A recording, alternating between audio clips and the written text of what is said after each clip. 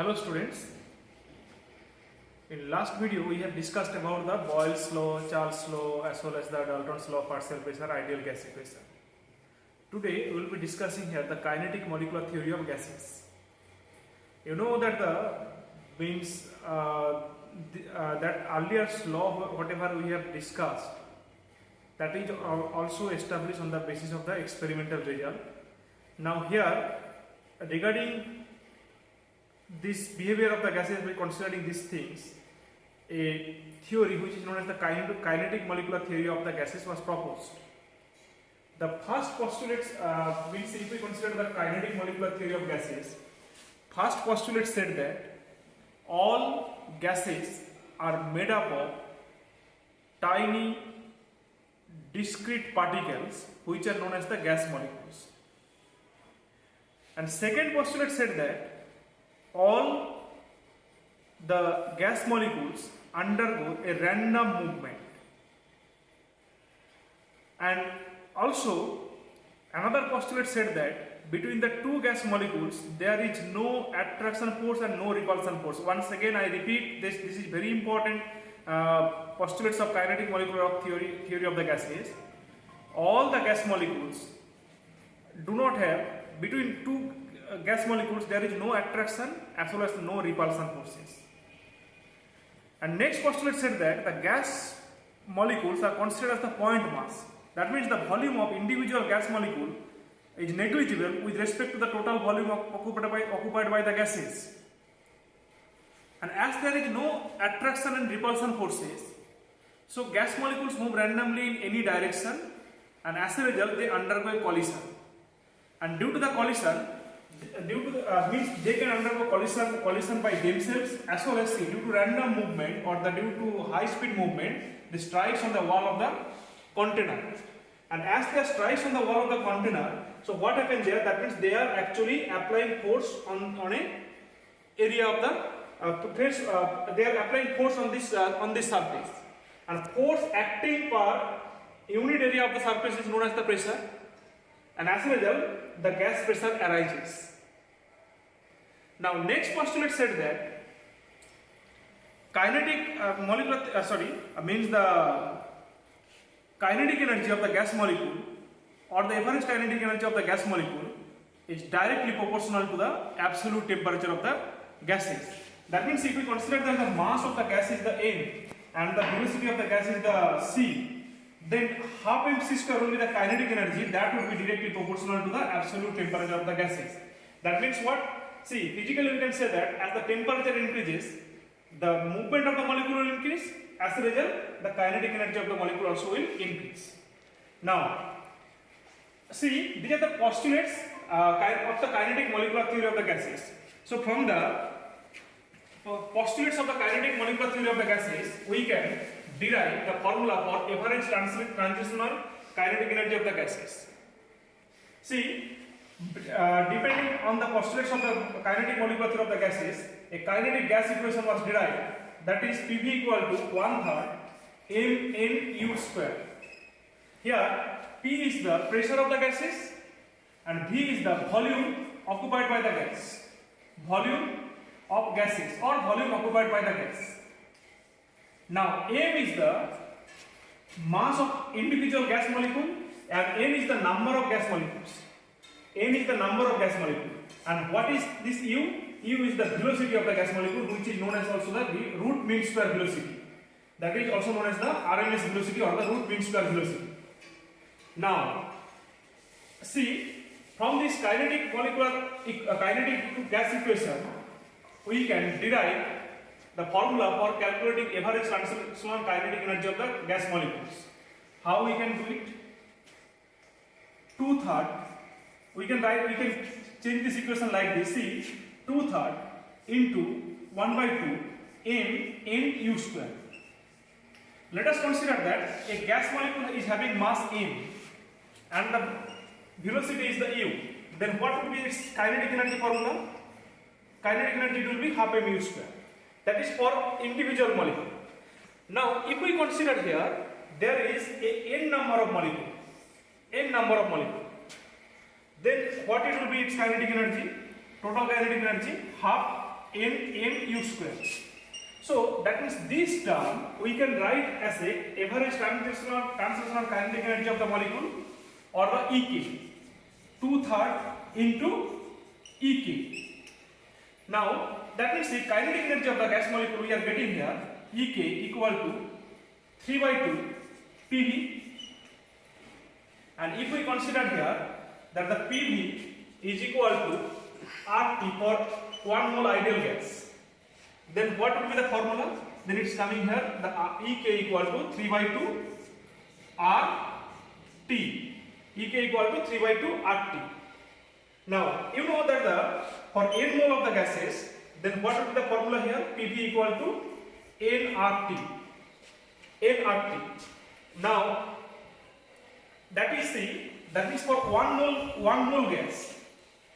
1 mole gas, then E kinetic energy, that should be here 3/2 nRT. That is for n molecule. Now for average C, actually if we consider this is C, this is the formula for calculating the kinetic energy of 1 mole gases. For 1 mole gases this is. Now for individual for one molecule, if you want to calculate the kinetic energy, then what it should come? EK equal to 3/2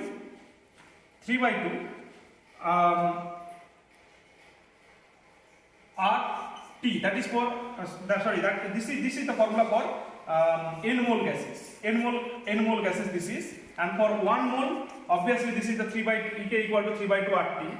Now if we consider that the individual for one molecule, E kinetic energy or EK, it would be what? 3/2 and then R divided by Na, Avogadro number. That means see, 1 mole means that is there is the 6 Avogadro number of molecule.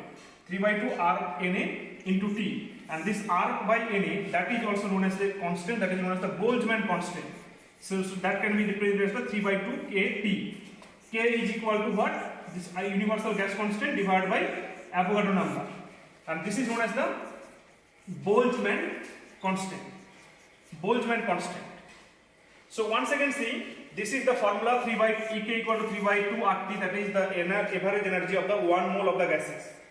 Now from this formula we can calculate EK equal to 3/2 nRT. This is the formula for average energy of n mole of the gases. Now if you want to calculate the average energy of one individual molecule, then it should be 3/2 R by Na into T. Now after that, we'll be discussing here the behavior of the real gases. So here you see,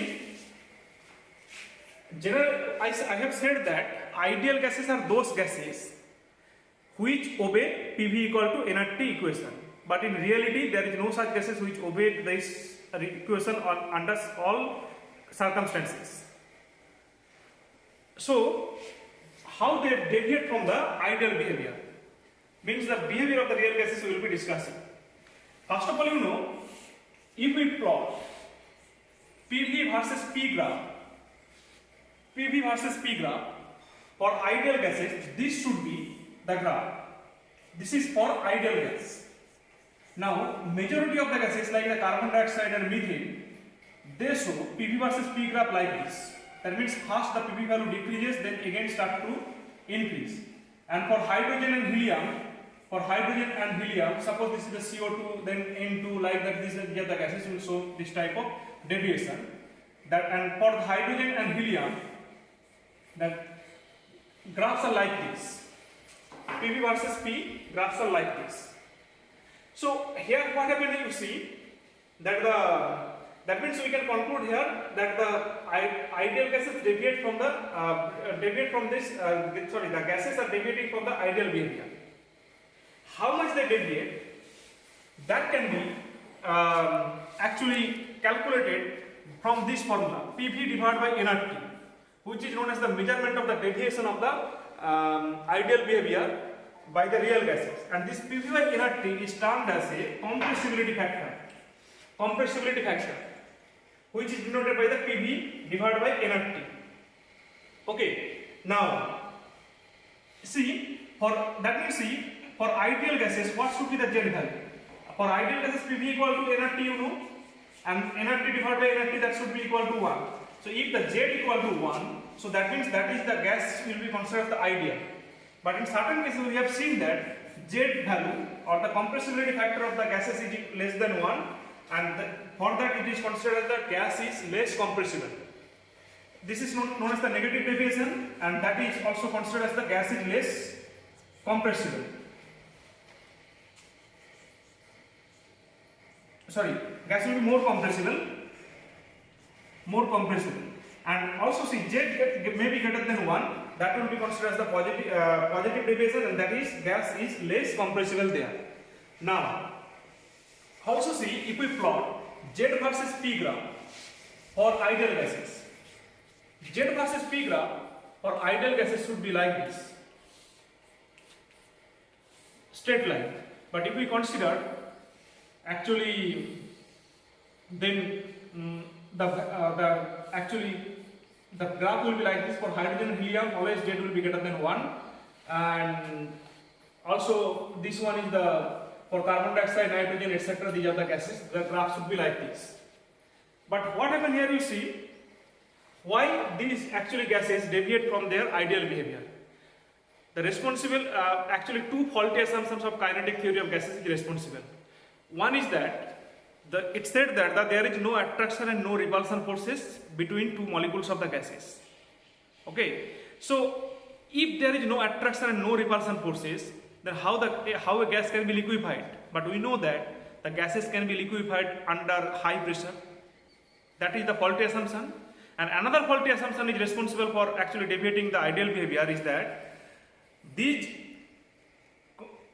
assumption of kinetic molecular theory says that the volume of the gas molecule is negligible. But in reality, one individual gas molecule is 0.1% of the total volume of the gases. So that cannot be neglected. And these two are the faulty assumptions. So that's why the actually ideal gases deviate. Gases are deviating from the ideal behavior. Now, that means see, earlier in the ideal gas equation, it was considered that the gases are free to move all the volume occupied by the gases.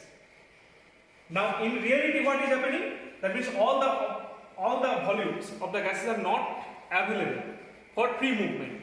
And how much volume? Suppose if I consider that the V is the total volume of the gas occupied, so that the free volume will means the volume occupied by the gas. If we consider that the V is a constant, that means this much volume has to be excluded for the free movement of the gases. So that means see, this factor if we subtract, this would be the volume which will be available for free movement. See, suppose consider that these two molecules are come close to each other, and this much volume is not available for this molecule's movement. That means see, some part of the volume is not be available for the free movement of the gases as it considered in the ideal behavior. So that means for ideal behavior available volume, what it will be? V minus V. That is for 1 mole of the gases. And V is known as the constant, that is known as the Van der Waals gas constant, that you will be knowing later. Now see, another faulty assumption said that, see, in ideal gases it was considered that there was no attraction and no repulsion forces. But in reality, what is there? There is the attraction force. As there is the attraction force, so obviously the force at which it is striking on the wall, so ideal pressure should be more than this. That means this is actually less force by which it is in reality it is actually striking on the wall. So ideal pressure should be more than that of the observed pressure here.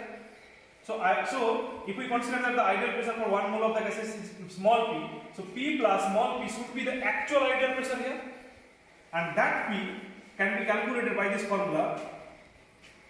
That is equal to A by V square for 1 mole, and for the n mole gases, that is the n square A divided by V square. This is the extra pressure which has to be added to the observed pressure to get the actual ideal pressure.